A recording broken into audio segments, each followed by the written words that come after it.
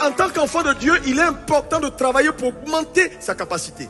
Mais comment on augmente sa puissance ou sa capacité? Par une vie d'intimité et de communion.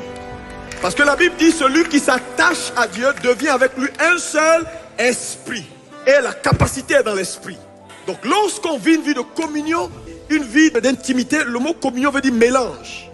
Nos esprits se mélangent à celui du Seigneur et la capacité est transférée. En fonction de notre niveau d'intimité, nous tirons la puissance et nous l'emmagasinons en nous. Si le frère a tiré beaucoup plus de puissance parce qu'il est allé beaucoup plus en eau profonde, il va ressortir de sa communion avec peut-être 1000 watts de puissance.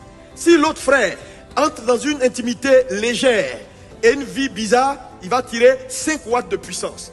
Maintenant, quand ils vont sortir de la communion, l'autre a 1000, l'autre a 5.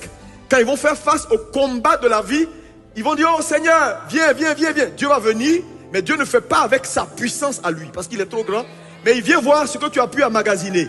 Et il l'utilise pour faire ton combat.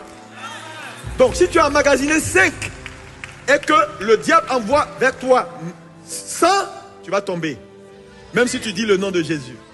C'est pourquoi il est important d'avoir cette vie d'intimité, parce que la prière sans l'intimité, c'est du bruit.